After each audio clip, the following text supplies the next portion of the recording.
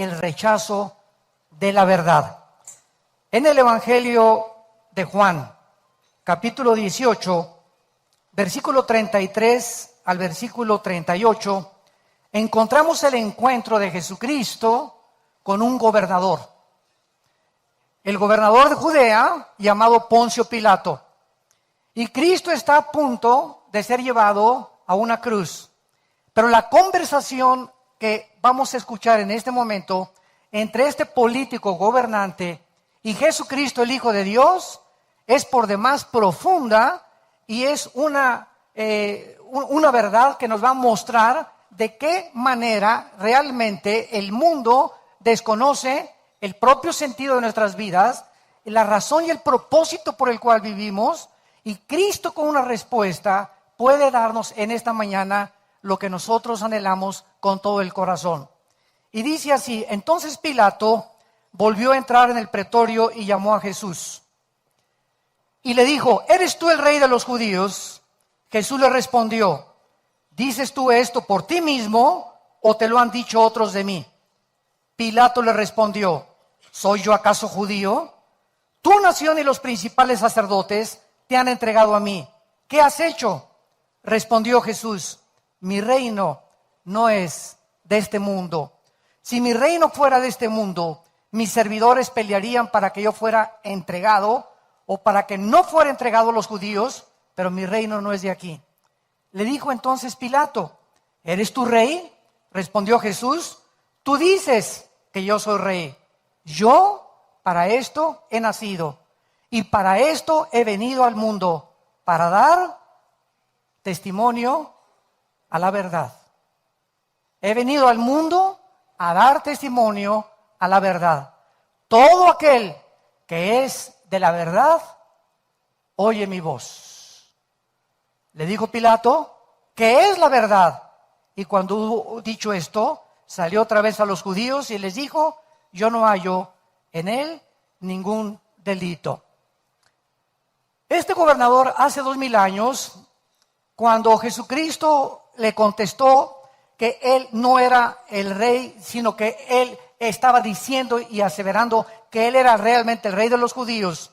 Y acerca de la verdad, nos damos cuenta que es interesante que en el mismo momento que Pilato le hace la pregunta a Cristo: ¿qué es la verdad?, Pilato estaba haciendo la pregunta más profunda de la filosofía moderna.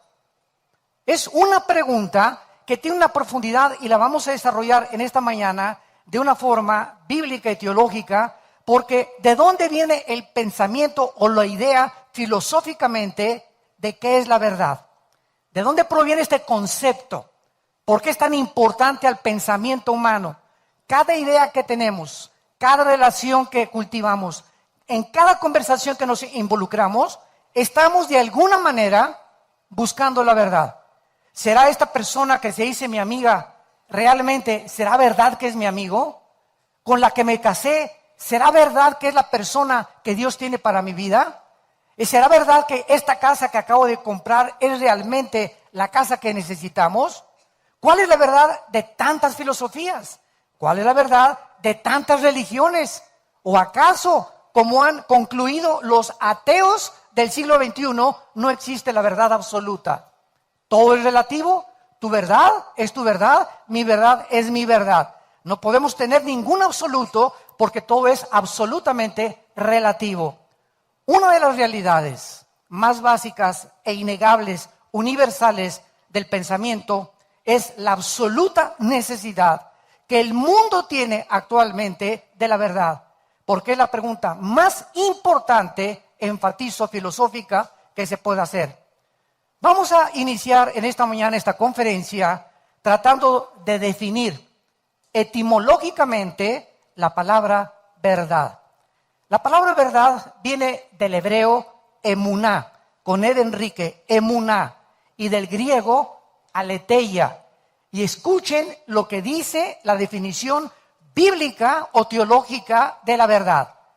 La verdad conlleva la idea de fidelidad, firmeza, consistencia, inmutabilidad y certeza. Estas dos palabras realmente significan la realidad en contraste con lo temporal. En otras palabras, vivimos en un mundo temporal.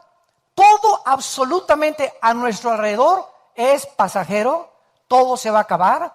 Lo afirma la ley de la entropía física, que todo tiene un desgaste, de acuerdo a la segunda ley de la termodinámica. Todo se acaba, todo se echa a perder, el motor de tu carro, tu casa, todo se despinta, estamos envejeciendo, el sol pierde millones de toneladas masa. Entonces, si nosotros queremos abordar el tema de la verdad, no podemos nosotros más que enfrentarnos con una imposibilidad al darnos cuenta que la verdad, escuchen con mucha atención, no la podemos nosotros definir. Porque todo es absolutamente pasajero y temporal y transitorio. Y precisamente el sentido etimológico conlleva la definición de inmutabilidad. O sea, para concluir, la verdad es algo que no puede estar sujeto a cambio. Lo puedes apuntar. La verdad es algo que no puede cambiar, que tiene que ser consistente, firme, estable, inmutable, fiel. Y eso no lo vamos a encontrar en este mundo.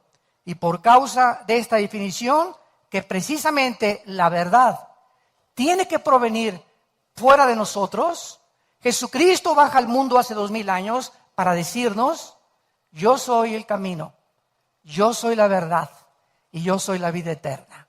En otras palabras, cuando Pilato le pregunta a Jesucristo, ¿qué es la verdad?, Cristo no le contesta, porque la verdad es una persona. Y esta persona se llama Jesús de Nazaret. Y en él están encerrados todos los tesoros de la sabiduría y del conocimiento humano. Veamos nosotros, por ejemplo, en el libro de Deuteronomio, en el Antiguo Testamento, de qué forma Dios es el autor. Él es el determinador, el origen, el gobernador, el árbitro, el patrón y el juez y el final de la verdad. Dice el versículo 4, Él es la roca cuya obra es perfecta, porque todos sus caminos son rectitud, Dios de verdad y sin ninguna iniquidad en Él, es justo y es recto. Cuando Jesús dijo, yo soy la verdad, Jesús estaba haciendo la aseveración profunda acerca de que Él era Dios. Porque no puede haber una verdad fuera de Dios. Y cualquier enfoque filosófico que se quiera abordar para tratar de definir la verdad o tratar de encontrar la verdad entre nosotros, los seres humanos, nunca nos vamos a poder satisfacer. Nos vamos a enfrentar con un mundo de hipótesis, de especulaciones, etcétera, etcétera, como se encuentra actualmente el mundo. Jesús enseñó también en Juan 17:17 que la Biblia es la verdad. Santifícalos en tu palabra, la Biblia es la verdad. Este libro, damas y caballeros, que tengo en estos momentos en mis manos, es el primer libro que se escribió y se tradujo del original al latín por el monje Jerónimo. El primer libro en haber sido impreso en la imprenta de Gutenberg. El libro más vendido, más controversial, el libro que contiene los orígenes de los lenguajes del matrimonio, de qué es la familia, del sexo, de los gobiernos, arqueologías, genética, física, química, poesía, literatura. Aquí se encuentran los registros más antiguos de todas las disciplinas académicas que el mundo está enfrentando. Y al mismo tiempo es el libro más atacado y más controvertido. ¿Por qué? Qué interesante, porque es el único libro que contiene la verdad. Y el hombre, el ser humano, tú y yo, antes de enfrentarnos a Dios, éramos enemigos de la verdad. Porque la verdad, como dice el dicho en mi rancho, no duele, ¿verdad? Pero la verdad llega a lo profundo de tu corazón y la verdad te lastima. Y el mundo no está preparado y no quiere aceptar la verdad de Dios. Veamos nosotros lo inadecuado, en segundo lugar, de todas las definiciones que se han manejado. La verdad separada de Dios no significa absolutamente nada. Un matrimonio sin Dios tiene muy pocas probabilidades de funcionar. Una persona que quiera alcanzar en la vida, pues como los jóvenes ahorita, cuando me invitan a mí a las universidades a dar conferencias, siempre les pregunto a los jóvenes, ¿qué carrera están buscando ustedes? El 90% me contestan, carreras donde pueda hacer plata, donde pueda hacer dinero. Y entonces comienzan a buscar por los diccionarios y por todos los medios a encontrar cuáles son las carreras de programador o de experto en cibernética o experto en computación. ¿Qué es lo que ahorita produce más dinero y donde puedes encontrar un futuro, entre comillas, que garantice tu próxima casa y tu próximo matrimonio y tu próxima familia? Siempre es el dinero, el dinero, el dinero. Y cuando se persigue el dinero como el fin, el dinero no es que sea malo, porque lo malo es el amor al dinero. El dinero no es malo, pero cuando se persigue el dinero como el fin, te equivocas y llegas a los 25 años, a los 28 años con tu título de ingeniero, de arquitecto, de médico o de programador y te das cuenta que no es para lo que tú naciste, que no es realmente donde tú tenías tu corazón, sino que escogiste esto guiado equivocadamente por una verdad que no existe, una verdad que estabas completamente divorciada de Dios. Dios como su origen es el único que nos puede decir que es la verdad y ningún ser humano puede definir la verdad. Yo he estudiado, como lo vamos a ver ahorita, Aristóteles, Sócrates, Sóstenes, Hegel, Immanuel Kant, etcétera, etcétera, la dialéctica materialista, y todos los filósofos y todos los ateos del siglo XX buscaron la verdad, como el famoso Jean-Paul Sartre, el padre del existencialismo en los 60s. Escribió el libro La náusea, El muro, y antes de morir Sartre en Francia le dice a una de sus hijas, me encuentro en la vida como en mi libro con un muro donde quiero tratar de penetrar y encontrar científicamente el conocimiento a través de la filosofía y me estrello contra algo que no puedo yo traspasar. Y ese muro precisamente que Sartre no pudo traspasar es lo que la Biblia le llama, damas y caballeros, la limitación del conocimiento y el intelecto humano. Hasta que el ser humano reconozca que somos limitados, que tenemos un intelecto que no puede compararse. Si vamos a suponer que si Dios existe, tiene que ser un ser infinitamente sabio, cuyos pensamientos y cuyos caminos son mucho, mucho más grandes y más altos que los nuestros. Esto es lógico, siguiendo una línea lógica elemental. Entonces, si Dios es ese Dios y yo soy un hombre con un cerebro de chícharo, de renacuajo, de caracol, ¿cómo me atrevo a creer que yo puedo concebir, poder decirle a Dios, ¿por qué hiciste esto? ¿O te equivocaste? O si yo fuera tú, no lo hubiera hecho. A ver, ven para acá, Dios, siéntate aquí, soy el juez, yo te voy a juzgar y tú me vas a responder. Esto se conoce en la Biblia con la palabra soberbia intelectual, que es la base del ateísmo. ¿Qué es el ateo? Una persona que se cree Dios. Él no cree en un Dios, en algo que trascienda su conciencia. Él cree que Él puede determinar el bien y el mal. Él puede determinar las reglas de conducta. Él puede decir lo que es bueno y lo que es malo. Eso es endiosarse. Y es la aberración intelectual más grande que existe en el corazón humano. Entonces, no podemos nosotros entender que no podemos nosotros definir la verdad. Solo Dios es eterno, autoexistente, autosuficiente. Él es el creador. Con todo lo que existe, solo Él podemos encontrar el origen de la verdad. Si no creemos esto, vamos a tratar de definir la verdad sin ninguna referencia a Dios. Y vamos a tratar de buscar en las escuelas de filosofía. Yo he estado aquí en la facultad de la UNAM de filosofía teniendo debates con estudiantes y estamos tratando de encontrar, a ver, cuál es tu verdad o cómo puedes definir la verdad. Nos enfrentaremos con la necesidad de un absoluto universal. No podemos, insisto durante toda la conferencia, tratar de encontrar la verdad fuera de la realidad eterna de Dios. Así es como la Biblia bosqueja, escuchen ustedes, el deterioro del carácter y del pensamiento humano. En el libro de Job, que es el libro más antiguo de la Biblia junto con el libro de Génesis, capítulo 37, encontramos a un hombre hace 4,500, 5,000 años aproximadamente, que fue despojado de todas sus propiedades y fue despojado de su familia, Ahora sí, como dicen muchos, lo peor que le pudo haber sucedido es que le dejaran a la esposa. Pero sin embargo, cuando venimos a la Biblia y comenzamos a estudiar el carácter de Dios y comenzamos a entender la verdad de los pensamientos de Dios, todo cobra sentido y propósito. Y comenzamos a poder entender realmente por qué las cosas son como son y por qué suceden como suceden.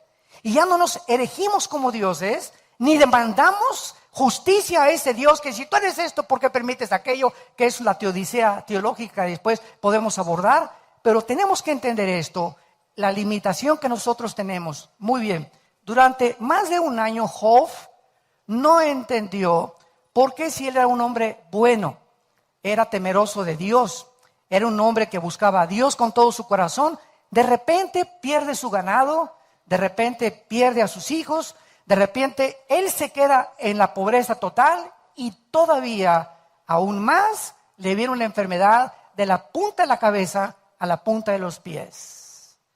En ese momento Dios nos deja este testimonio en la Biblia porque cualquiera de nosotros que comienza a racionalizar y a tratar de comprender. Si mira, tú tienes diabetes y ya te estás quejando contra Dios. Te duele la cabeza y te estás quejando contra Dios. Ahora imagínate que perdieras todo y que tuvieras una enfermedad de la cabeza a los pies.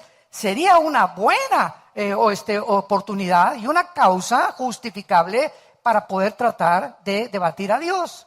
Sin embargo, este hombre, Job, a través de todo el libro, se enfrenta con 3 amigos que se acercan a su vida, filósofos.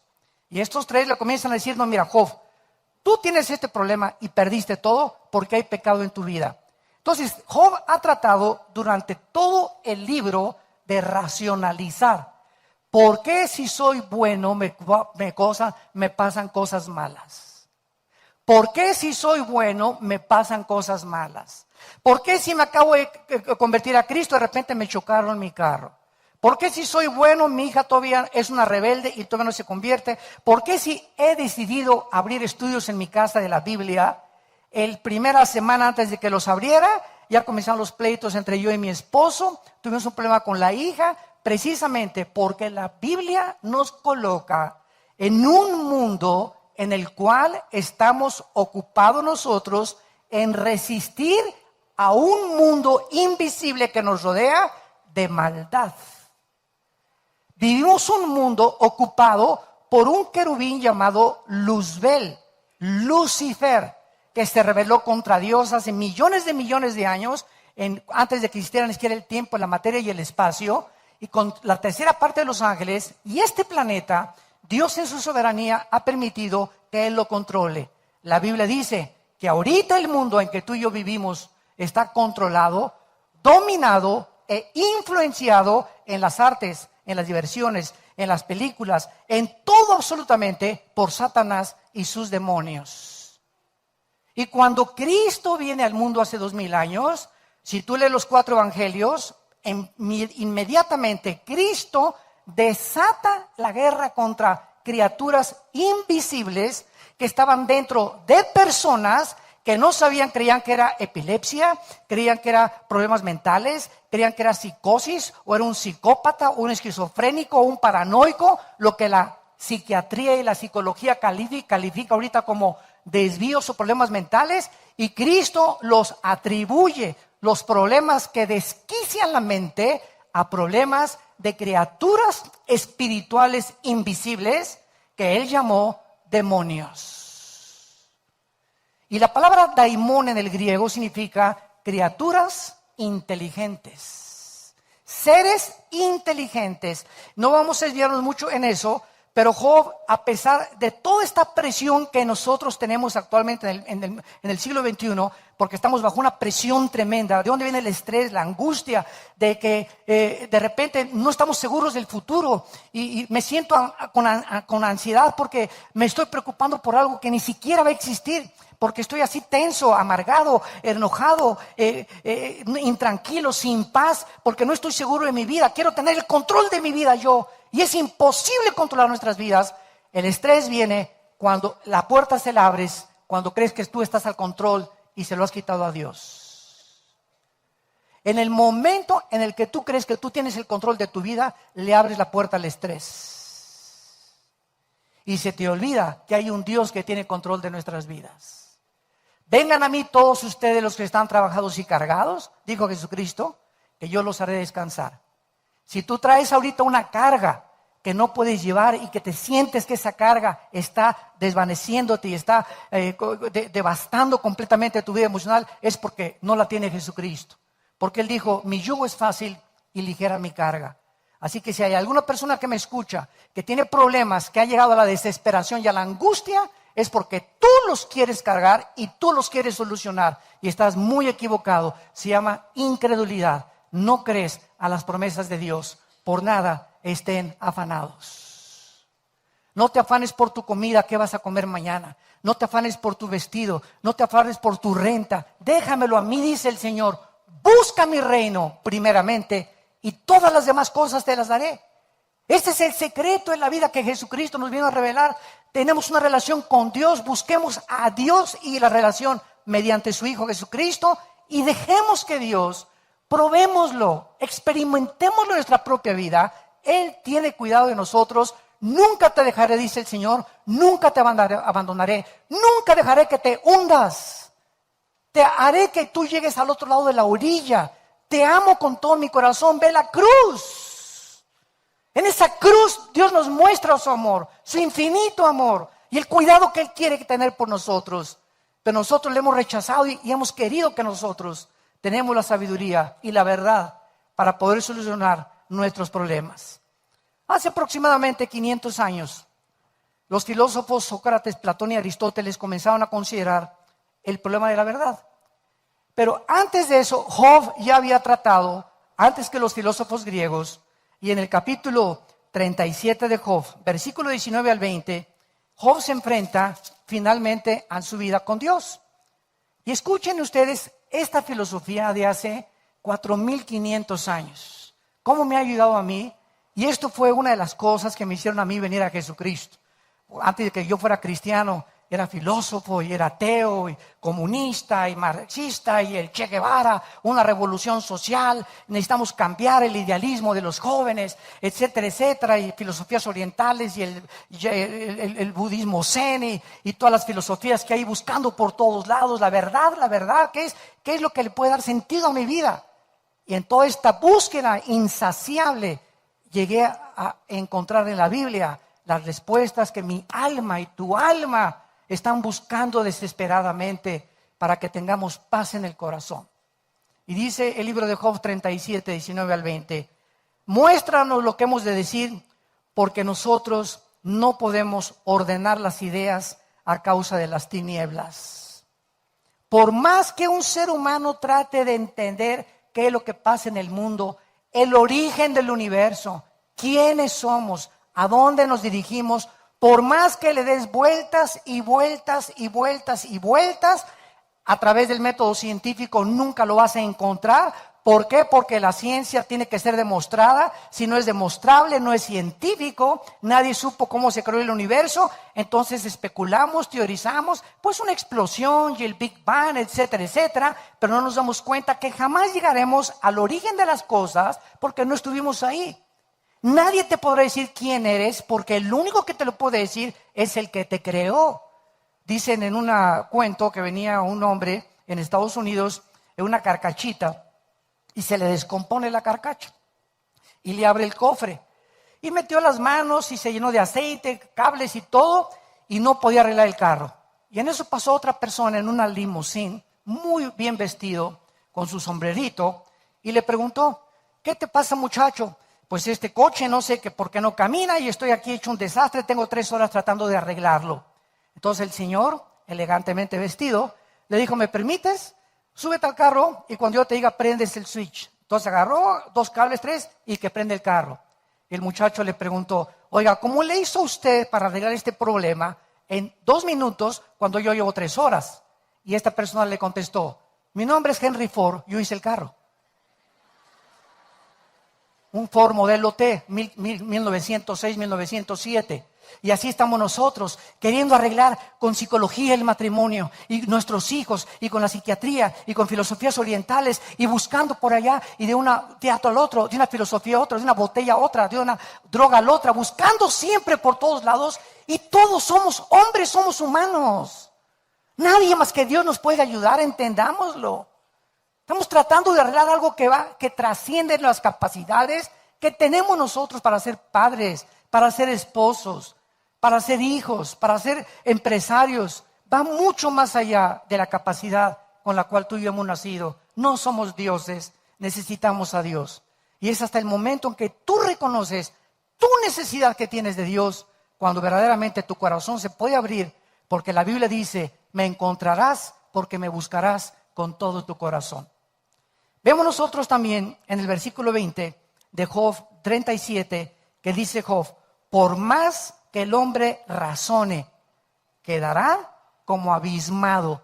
Por eso el 90% de los ateos o mueren locos o mueren completamente amargados contra alguien que no existe.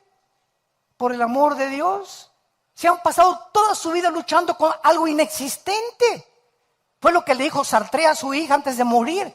Ahora reconozco que he sido un tonto, yo me considero un filósofo racionalista y ahora comprendo, concluyendo mi vida y mi lucha y mis pensamientos, que me he pasado más de 75 años luchando contra alguien que no existe. Esto es un absurdo filosófico ya de por sí. Qué increíble, ¿verdad?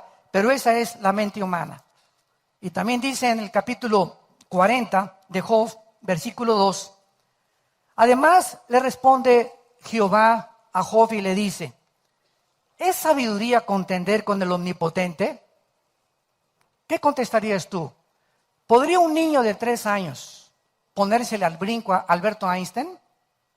Oye, explícame tu fórmula E igual a mc al cuadrado. Mira al chamaco cabeza melocotón. Por más que yo te lo explicara, tienes primero que aprender a sumar, restas, quebrados, raíz cuadrada, cálculo diferencial, matemáticas cuánticas, etcétera, etcétera. Entonces, ¿cómo es posible que nosotros, con lo limitado que somos, tratemos de contender, de encontrar en nosotros mismos o en hombres como nosotros mismos la respuesta a las preguntas más profundas de la conciencia humana? Y por eso la humanidad es una humanidad como Friedrich Nietzsche, el alemán que influyó el nazismo, el comunismo, el fascismo y el evolucionismo. Bueno, más bien, él fue influido por Carlos Darwin. Nietzsche acabó en un psiquiátrico como homosexual a los 50 y tantos años de edad. El que había escrito, Dios está muerto, no pudo más que enfrentarse con un muro, como dijo Sartre, y chocar contra algo donde no podemos en nosotros mismos, a través de ningún método filosófico ni científico, encontrar la verdad absoluta de Dios. René Descartes, en el siglo XVII, comenzó, vamos a ver 3 o 4 filósofos como un ejemplo de lo que ellos concluyeron de la verdad. Descartes comenzó a especular sobre la cuestión cómo obtener el verdadero conocimiento. Esta rama de la filosofía se conoce como la epistemología, que es la búsqueda o el estudio del conocimiento y la manera como percibimos todos la verdad. Porque como somos seres temporales, ¿se acuerdan la base donde partimos? La verdad es inmutable. Y como nosotros no somos inmutables, estamos sujetos a cambios emocionales, a cambios químicos, a cambios físicos, a cambios neurológicos, etcétera, etcétera. No podemos mantenernos en un solo nivel. Entonces las verdades cambian. Lo que era verdad hace 50 años, ahora no es verdad. Un ejemplo rápido, Plutón, el planeta, hace 30 años era considerado planeta. Y aparece de repente, compras un libro de astronomía a principios del siglo XXI y encuentras que Plutón ya no, disculpen, nos equivocamos, no tiene las características para un planeta. En 1948, Jacques Cousteau, el gran oceanógrafo francés, mete un aparato al mar y apunta en su bitácora, el sonido no se transmite dentro del mar. Y en 1954, 10, 15 años después, se inventa un dispositivo mucho más moderno, comprobando que hasta las langostas tienen comunicación. Lo que era verdad antes, ahora ya no es verdad, porque no hay una verdad absoluta en el mundo que vivimos. Si Dios no es el origen de esa verdad. Entonces Descartes fue un racionalista creyendo, escuchen esto, Descartes creyó que la verdad sería conocida mediante la razón. Y cuando Descartes tuvo un ejemplo de una persona que le preguntó, ¿por qué fumas? La persona le contestó, pues porque me gusta. Y no sabes qué te hace daño el cigarro, la faringe, las encías, la tráquea, los pulmones, los salidos pulmones. ¿No sabes el daño que te hace el cigarro? Sí. Entonces, ¿por qué lo haces? No, chepo. Pues porque me gusta. O sea, mi razón me dice, y los cigarros lo dicen, este producto es nocivo para su salud. Lo anuncian ya las fábricas. Y nosotros sabemos racionalmente que es malo. Entonces, ¿es la razón la que nos gobierna o las pasiones? No es verdad, se equivocó Descartes y lo descubrió, que es la razón la que gobierna al ser humano. Es las pasiones las que nos gobiernan. Una persona con razón dice, la familia es el tesoro más grande que Dios nos ha dado. Voy a luchar por mi esposa, no importa que se ponga gorda o que no se ponga gorda, o mi esposo que esté pelón, que no esté pelón, pero es el matrimonio en el cual nosotros tenemos que luchar, nuestros hijos. Esto es lo que la razón nos dice. Y de repente viene la pasión, ¿verdad? Y el hombre se va con una muchacha 30 años más joven que él, porque cree que se le alborotó el gallinero, se va detrás de ella y destruye su trabajo, destruye su matrimonio, destruye a sus hijos, todo el ejemplo de sus hijos los echa para abajo, y cuando se muera van a ponerle en su lápida, aquí murió una persona que nació en las tinieblas, murió en las tinieblas y regresó a las tinieblas. Una persona más de las millones, una estadística más de una persona que nunca conoció la verdad. Nunca supo lo que era realmente la verdad y la felicidad. La felicidad no es cuánto tenemos, sino cuánto disfrutamos de la vida. Esa es la felicidad. Y mucha gente tiene millones de pesos y de cosas y no disfrutan lo que ellos tienen porque están equivocados en cuanto a su verdad de percibir el mundo. Immanuel Kant viene después de Descartes y demuestra que ni la lógica, ni la experiencia, ni el racionalismo, ni el empirismo podría obtener el conocimiento humano. Para que me entiendan, el empirismo o la filosofía empírica es la que te dice, es la filosofía atea. Yo no creo lo que no veo, lo que no oigo, lo que no huelo, lo que no tiento, lo que no percibo, por mis 5 sentidos.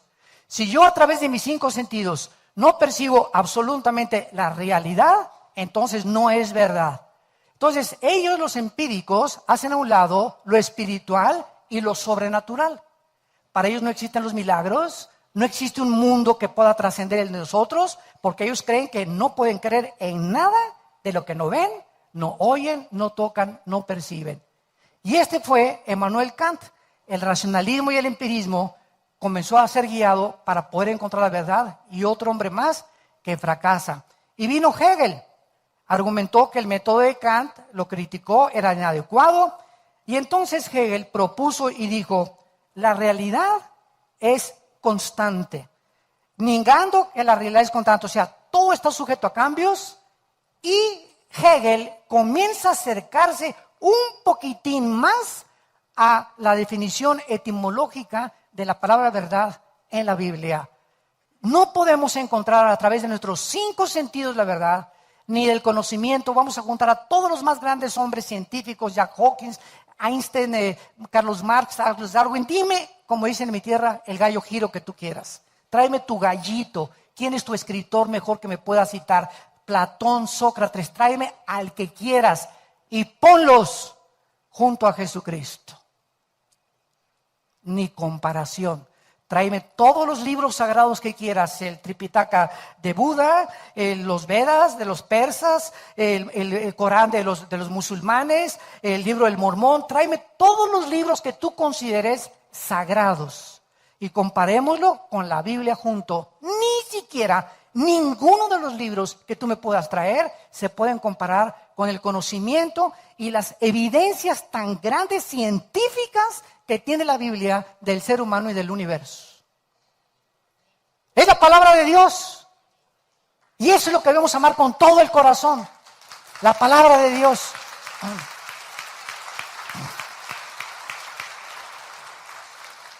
¿Cuál es la lección más valiosa para la humanidad que tiene que ser aprendida de la filosofía? Es que es imposible, tratemos de aprender esto, amantes de la filosofía, es imposible tratar de darle sentido a la verdad sin reconocer a Dios como el punto de partida.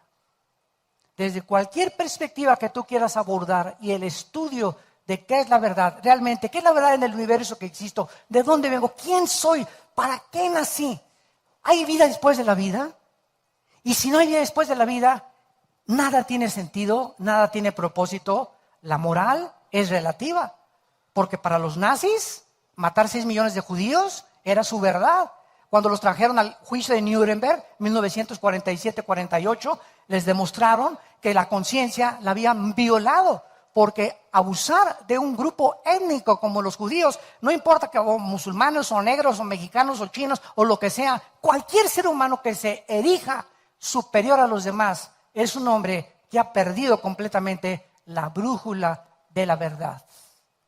Porque la verdad es que todos somos hechos de la misma sangre, que somos una misma raza, amarillos, morenos, negros, blancos, anglosajones, etcétera, etcétera, que todos provenimos de Dios y que todos los seres humanos, por más pobres que sean, por más ricos, por más indígenas, fuimos creados a su imagen y semejanza. Esto es lo que le hace digno al ser humano, la imagen y semejanza de Dios. Y esta es la razón por la cual debemos de tratarnos con respeto. Este es el fundamento de los verdaderos derechos humanos, la imagen y semejanza que Dios ha estampado en nuestros corazones.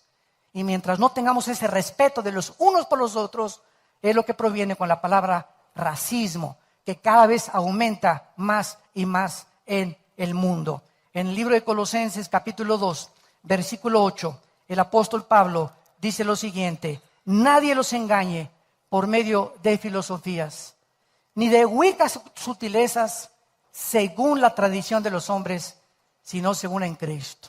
La Biblia nos hace un llamado de atención y nos dice: ten cuidado cuando vayas al puesto de periódicos y leas el Calimán. Y la revista, ¿verdad? Duda. Por eso tienes las dudas que tienes. Y todas las librerías están llenas de especulaciones, de teorías, de perspectivas de un hombre, de otro hombre, etcétera, etcétera. Y cuando tienes así los billones de volúmenes de literatura que existen en el mundo, te puedes preguntar: ¿quién de todos está diciendo la verdad? ¿A quién voy a seguir? ¿Quién es mi líder? ¿El Che Guevara? ¿Mahoma? ¿Mahatma Gandhi? ¿Confucio? ¿Zoroastro? ¿A quién voy a seguir? ¿Quién puede elegirse y mostrarme cuál es el camino que mi vida debe de tomar? ¿Quién me va a decir cómo debo ser, qué responsabilidad tiene un hombre casado con su esposa?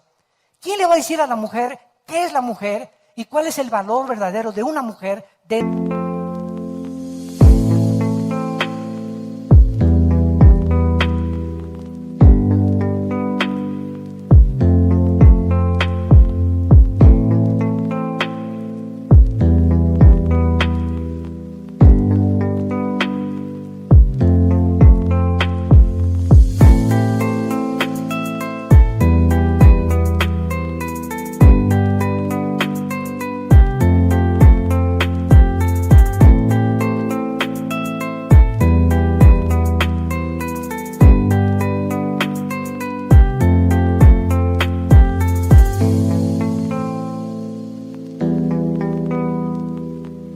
la sociedad donde ella se desarrolla. ¿Quién les va a enseñar a los hijos? ¿Quién les va a decir qué es el sexo? Si yo tengo ahorita una copa y agarro una linterna y me la sirven llena de agua la copa y agarro una linterna y le hago así, alguien me dice: Armando, la linterna es un dispositivo que fue creado por el fabricante para echar luz, no fue fabricado para darle vuelta al agua. Entonces estás usando algo completamente equivocadamente. Para eso se usan las cucharas.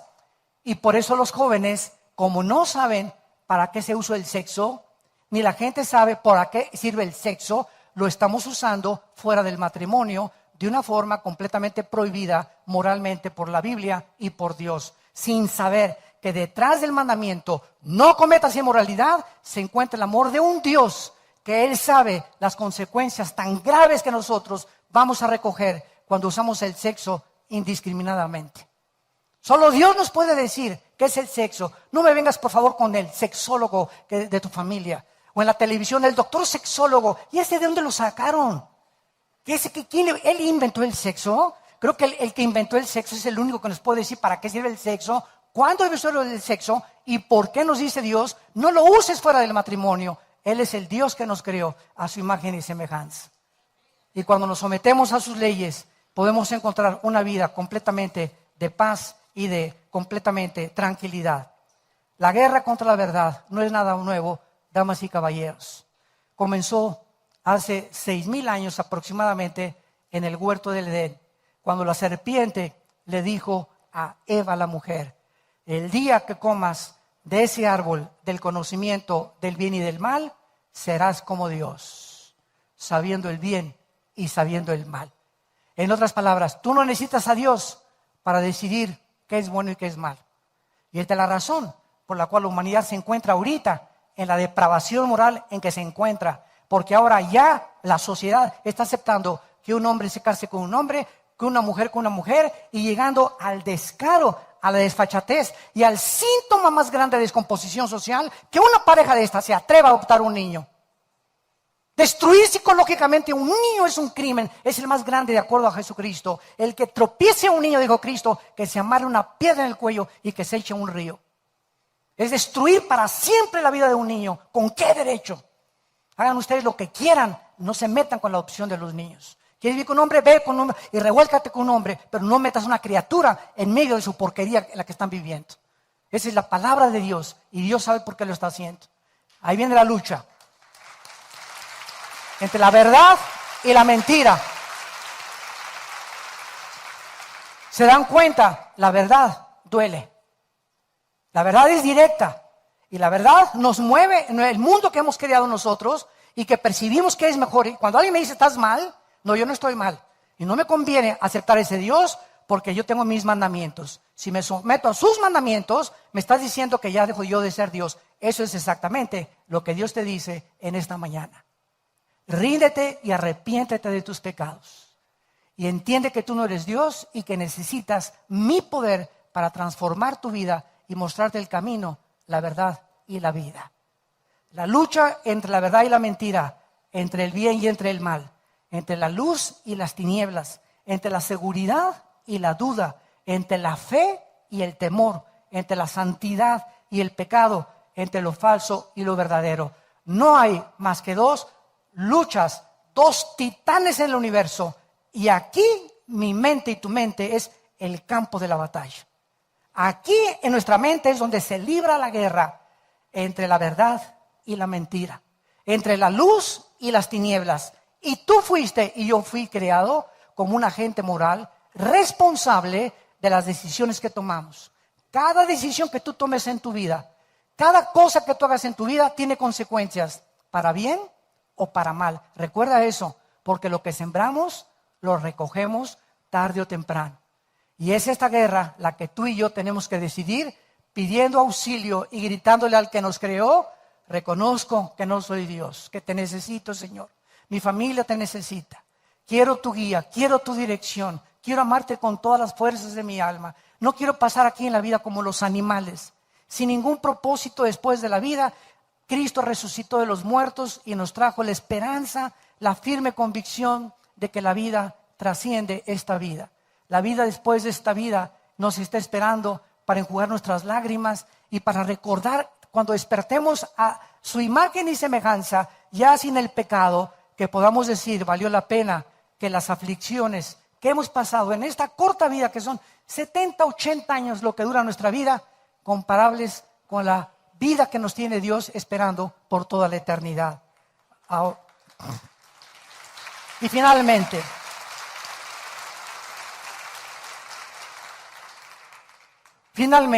este es, damas y caballeros, el mensaje que el mundo necesita. Es el mensaje que necesitan los políticos. Yo el otro le decía a mi esposa, si tan solo los gobiernos entendieran la necesidad que tan grande que tienen de la iglesia. Porque el gobierno no puede cambiar el corazón de los hombres. El gobierno está establecido por Dios, los gobiernos civiles, para frenar el mal a través de castigos, cárceles, etcétera, etcétera.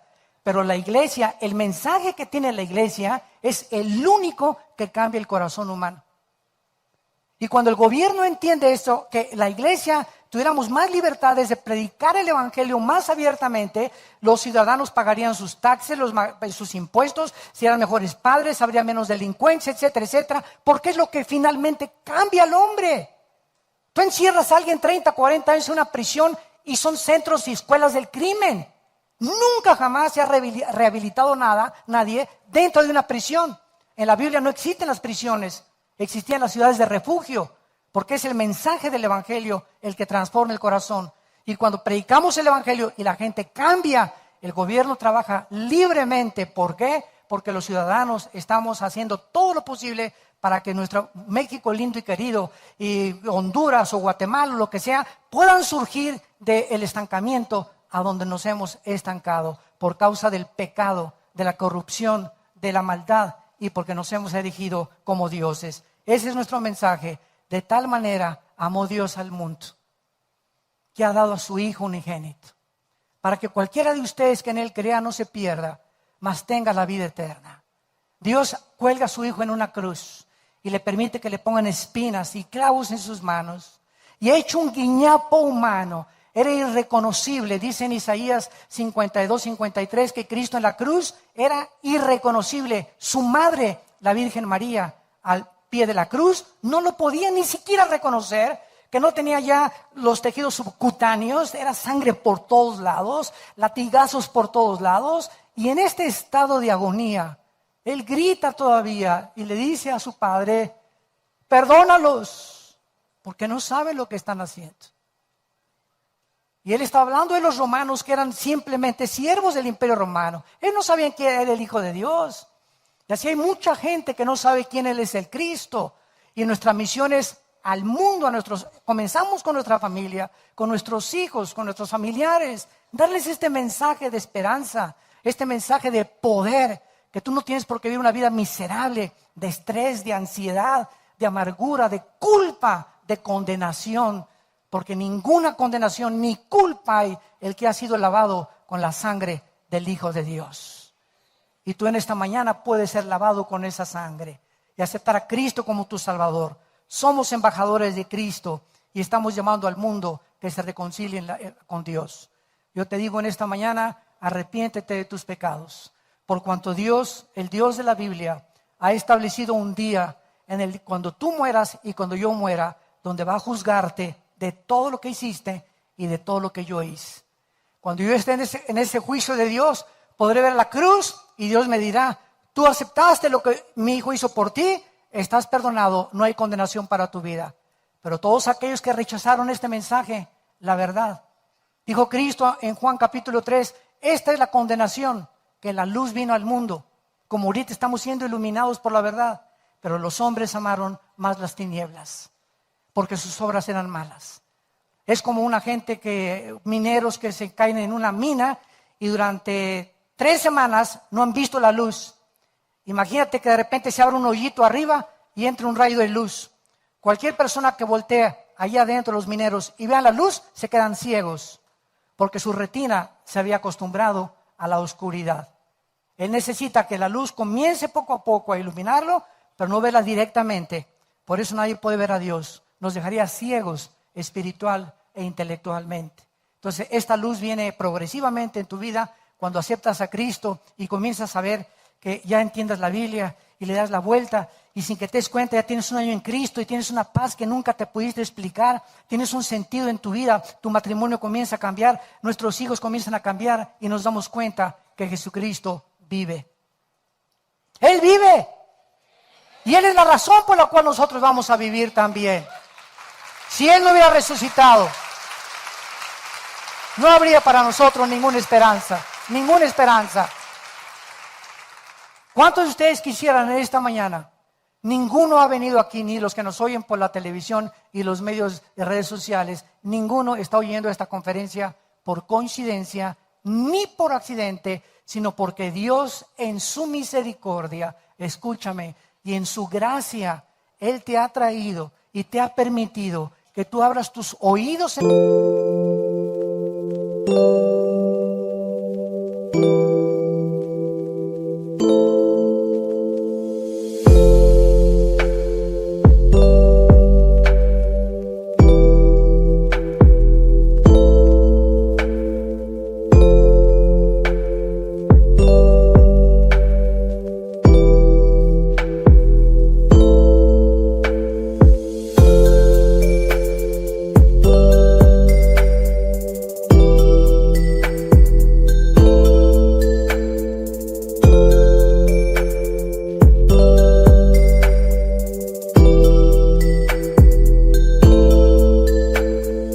mañana y detengas tu vida. Ya pongas un alto a tu manera de vivir y te regreses a Dios, reconozcas que lo necesites, te arrepientas sinceramente de tu vida y abraces la cruz. Porque este es el mensaje que es el que va a transformar completamente tu vida, tu familia, tu trabajo y tu futuro. ¿Cuántos de ustedes quisieran en esta mañana abrirle su corazón al Hijo de Dios? Les pido por unos instantes que inclinen su cabeza. Los que gusten, así con tu rostro inclinado, dile a Dios estas palabras. Con todo tu corazón, lo más sincero que tú puedas hacer. Dile: Señor mío y Dios mío, te pido perdón por mi vida, por mis pecados. Reconozco que he vivido en las tinieblas, haciendo mis propios mandamientos y mis propias reglas para vivir.